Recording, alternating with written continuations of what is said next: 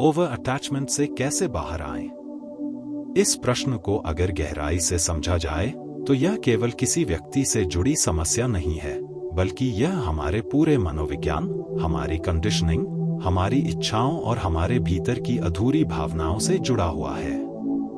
ओशो के अनुसार अटैचमेंट यानी आसक्ति अपने आप में कोई प्रेम नहीं है, बल्कि यह डर, इनसिक्योरिटी और इनर एम्प्टीनेस का परिणाम है। जब इंसान अपने भीतर खाली होता है, तब वह किसी दूसरे को पकड़कर उस खालीपन को भरने की कोशिश करता है, और यही पकड़ धीरे धीरे अटैचमेंट बन जाती है।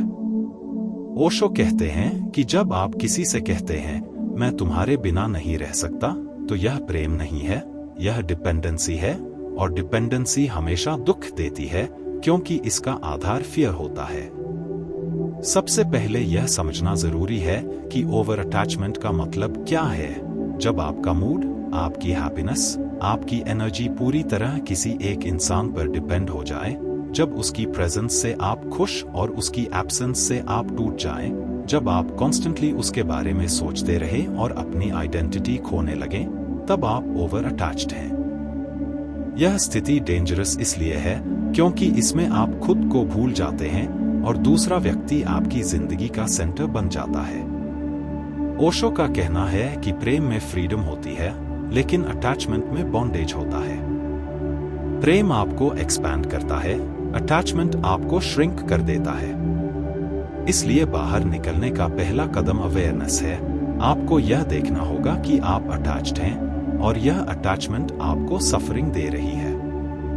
बिना अवेयरनेस के कोई भी ट्रांसफॉर्मेशन पॉसिबल नहीं है। जब आप ऑब्जर्व करना शुरू करते हैं कि आप क्यों इतना क्लिंग कर रहे हैं, तब आपको धीरे धीरे कारण समझ में आने लगते हैं। शायद आपको बचपन में प्यार नहीं मिला, शायद आपको रिजेक्शन का डर है, शायद आपको अकेलेपन से डर लगता है।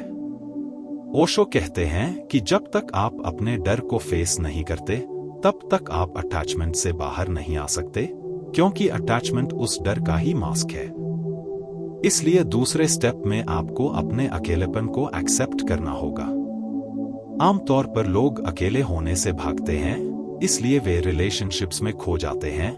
लेकिन ओशो कहते हैं कि जो व्यक्ति अकेले रहना सीख लेता है, वही सच्चा प्रेम कर सकता है, क्योंकि अब वह जरूरत से नहीं, बल्कि अबंडेंस से प्रेम करता है। ओवर अटैचमेंट से बाहर आने के लिए आपको धीरे धीरे अपने भीतर लौटना होगा। मेडिटेशन इसमें सबसे पावरफुल टूल है। जब आप रोज थोड़ी देर शांत बैठते हैं, अपनी सांस को ऑब्जर्व करते हैं, अपने थॉट्स को बिना जजमेंट के देखते हैं, तब आपका माइंड धीरे धीरे काम होने लगता है और आप रियलाइज करते हैं कि आपकी हैप्पीनेस किसी दूसरे व्यक्ति पर डिपेंड नहीं है।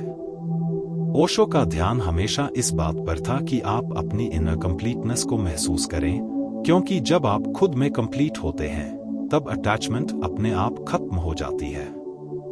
तीसरा स्टेप है डिटैचमेंट को समझना, लेकिन डिटैचमेंट का मतलब यह नहीं है कि आप इनसेंसिटिव बन जाएं या किसी को इग्नोर करें।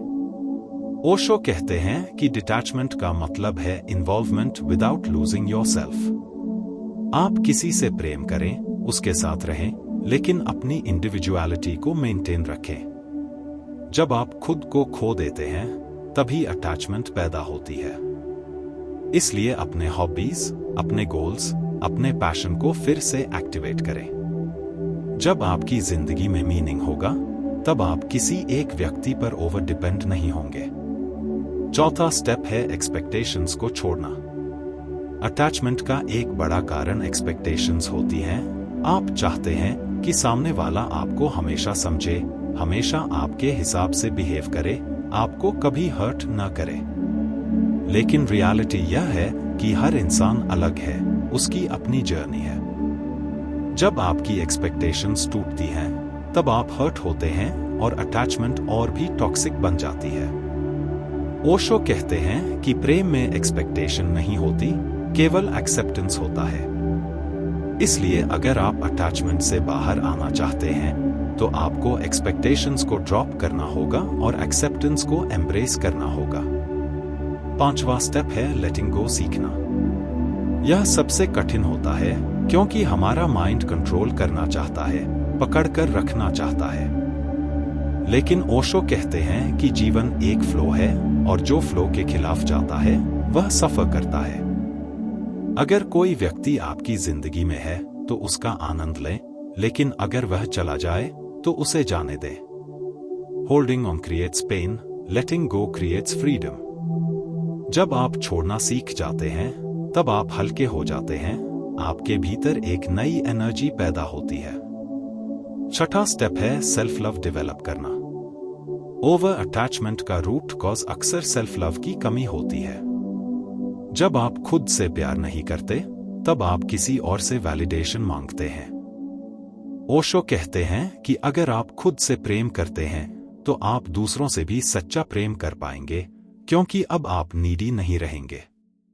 सेल्फ लव का मतलब है खुद को एक्सेप्ट करना, अपनी स्ट्रेंथ्स और वीकनेसेस दोनों को एम्ब्रेस करना, खुद के साथ टाइम स्पेंड करना, खुद की केयर करना। जब आप खुद के साथ कंफर्टेबल हो जाते हैं तब आप अकेले होने से नहीं डरते और